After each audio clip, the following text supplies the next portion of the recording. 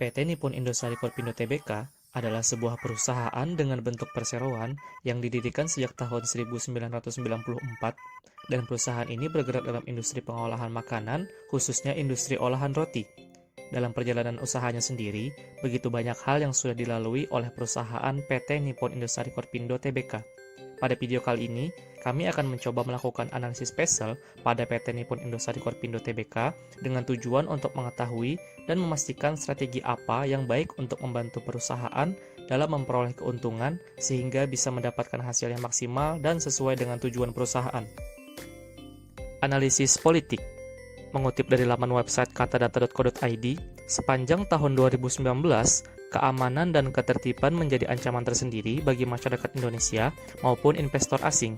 Kondisi perpolitikan ini berdampak pada Bursa Efek Indonesia, di mana terjadi penurunan IHSG sebesar 2,15%. Di samping itu, mengutip dari laman website liputan6.com, telah terjadi pelemahan nilai tukar rupiah terhadap dolar Amerika Serikat menjadi Rp14.525 per 1 dolar Amerika Serikat yang menyebabkan banyaknya investor asing yang meninggalkan pasar Indonesia.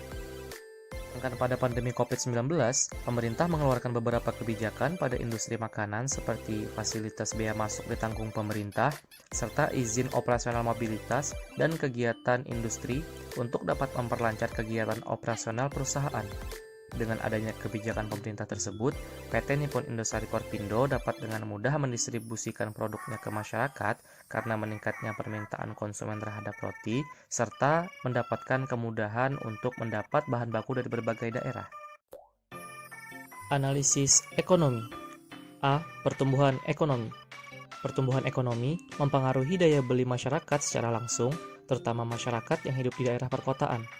Penduduk kota besar seringkali memerlukan produk makanan yang praktis dalam menjalani hingar-bingar kehidupan kota.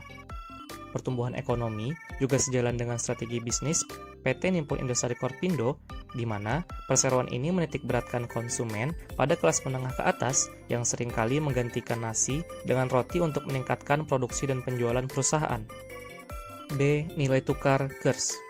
PT Nippon Indosari membeli bahan baku utama yang dipengaruhi langsung oleh perubahan nilai tukar mata uang asing, seperti contohnya tepung terigu, ragi, dan gula. Hal ini menjadi rintangan bagi PT Nippon Indosari Korpindo karena pendapatan perseroan ini dihasilkan dalam mata uang rupiah, tapi ada juga beberapa biaya yang dikeluarkan untuk kegiatan produksi berupa valuta asing. Terlebih lagi, PT Nippon Indosari Korpindo tidak bisa semena-mena menaikkan harga jual produk karena dapat memberikan dampak negatif pada nilai penjualan dan tingkat profitabilitas perusahaan. C. Kegiatan impor gandum. Menurut Badan Pusat Statistik Indonesia, dalam kurun waktu dari tahun 2010 hingga 2020, seperti pada gambar, dapat diketahui bahwa Ukraina dan Rusia yang akhir-akhir ini berkonflik merupakan 2 dari 5 negara yang menjadi sumber impor gandum terbesar bagi Indonesia. Akibat konflik yang dimulai sejak tanggal 24 Februari 2022 tersebut, mengutip dari laman website cnbcindonesia.com, tercatat oleh Sistem Pemantauan Pasar dan Kebutuhan Pokok Kementerian Perdagangan bahwa harga tepung terigu mengalami kenaikan dari harga yang sebelumnya Rp10.500 per kilogram menjadi Rp10.800 per kilogram di tanggal 25 Februari dan hingga 25 Maret 2022 melonjak menjadi Rp11.300 per kilogramnya. Imbas kepada PT Nippon Indosari Korpindo sendiri adalah kenaikan harga roti tawar yang hingga konflik itu terjadi menjadi harganya Rp17.000 karena roti tawar sendiri terbuat dari bahan tepung terigu yang lebih besar dari roti manis. Merespon hal ini, mengutip dari laman website ekonomi.bisnis.com, pemerintah berusaha mencari alternatif impor gandum, di mana yang terbaru Indonesia mengincar kerjasama dengan Serbia untuk kegiatan impor gandumnya. 4. Pengaruh COVID-19 terhadap PT Nippon Indosari Korpindo. Pihak manajemen PT Nippon Indosari Korpindo menegaskan bahwa kondisi operasional dan kinerja keuangan perusahaan tidak terpengaruh oleh COVID-19. Berbeda dengan perusahaan lain, PT Nippon Indosari Korpindo tidak melakukan pemutusan hubungan kerja, memotong gaji, ataupun merumahkan karyawannya. Bahkan tercatat pada kuartal pertama tahun 2021 bahwa PT Nippon Indosari Korpindo berhasil meraih pertumbuhan pada laba bersih perusahaan sebesar 20% atau 77,8 miliar rupiah. Peningkatan laba bersih tersebut didorong oleh penjualan bersih yang tumbuh 15,3% hingga mencapai 912,9 miliar rupiah. Analisis sosial. PT Nippon Indosari Korpindo mencatatkan kinerja positif pada semester pertama 2021 dengan membukukan kenaikan laba bersih mencapai 33,2%, mencapai 121,8 miliar. Direktur Nippon Indosari Korpindo, Ibu Aida Apulia Simatupang menjelaskan, capaian positif ini berkat upaya perseroan dalam menerapkan berbagai inisiatif yang difokuskan pada profitabilitas seperti efisiensi logistik dengan mengoptimalkan sebaran pabrik baru, penerapan strategi iklan, dan promosi yang terukur serta peningkatan produktivitas kerja secara kumulatif telah berhasil menurunkan beban usaha di paruh pertama tahun 2021. Selain itu, pengaruh sosial yang sedang terjadi di masyarakat tidak kalah pentingnya berpengaruh seperti 1. Kesadaran kesehatan dan kelas sosial. Produk sari roti selalu dihadirkan dari masa ke masa menyesuaikan dengan apa yang sedang populer di masyarakat, seperti di masa sekarang, di mana masyarakat cenderung memilih produk-produk higienis dengan harga kompetitif dan juga enak dikonsumsi, apalagi sekarang masyarakat mulai teredukasi akan pentingnya agar tidak sembarangan dalam memilih makanan apa saja yang akan mereka makan untuk menjaga kesehatan tubuh mereka. 2. Tren sosial media. Melihat hal ini, perusahaan sari roti lantas tidak menyia-nyiakan kesempatan dengan melakukan pemasaran besar-besaran melalui media online berupa konten baik foto atau video yang mereka sebarluaskan dengan tujuan untuk memberitahukan ke masyarakat kalau memakan roti adalah salah satu pilihan untuk menjaga stamina tubuh agar tetap sehat. 3. Gaya hidup. Roti bisa jadi makanan sehat yang praktis untuk dimakan tanpa membuang banyak waktu dan kapanpun sehingga memiliki pasar tersendiri untuk para pekerja kantoran dan anak-anak sekolah. Selain itu, kebiasaan makan roti di masyarakat ini pun disebabkan juga salah satunya adalah karena menjamurnya kafe atau restoran sebagai tempat makan dan bersantai yang kini menjadi tren bagi anak muda di Indonesia, yang dari sebab ini membuat angka penjualan produk sari roti meningkat dalam beberapa tahun terakhir, mengikuti secara bersamaan dengan meningkatnya industri kafe dan restoran di Indonesia. Analisis teknologi. Mengikuti perkembangan zaman yang kian waktu, semakin banyak teknologi untuk mempermudah manusia, begitu juga dengan kegiatan yang dilakukan oleh PT Nippon Indosari Korpindo, di mana banyak kegiatan dari perusahaan yang dipermudah oleh teknologi, dari mulai pemasaran produk secara digital, ataupun kerjasama teknologi untuk mempermudah kegiatan perusahaan. 1. Teknologi digital. Website sebagai salah satu media digital yang dimiliki oleh perusahaan digunakan sebagai wadah atau alat untuk menyampaikan informasi perusahaan dan menampung inspirasi maupun aspirasi untuk perkembangan produk ke depannya. Website menyajikan beragam informasi seperti informasi lengkap produk apa saja yang dimiliki oleh sari roti, berita dan kabar perkembangan kegiatan dari perusahaan, konten-konten seperti foto dan video menarik yang menunjukkan keunggulan produk sari roti, informasi untuk orang-orang yang ingin bermitra dengan perusahaan dalam menjual roti atau olahan sejenisnya, promo-promo berlaku yang disediakan oleh pihak produsen sari roti dan bisa didapatkan oleh konsumen, hingga menyediakan resep-resep olahan sari roti yang bisa dibuat oleh setiap konsumen dari manapun yang mengakses website tersebut. Strategi memaparkan beragam resep olahan produk sari roti pada website yang dimiliki oleh perusahaan tersebut harus diimbangi dengan desain dan konten yang menarik agar membuat konsumen tertarik dan membeli produk sari roti untuk mencoba berbagai olahan resep-resep tersebut. 2. Kerjasama teknologi.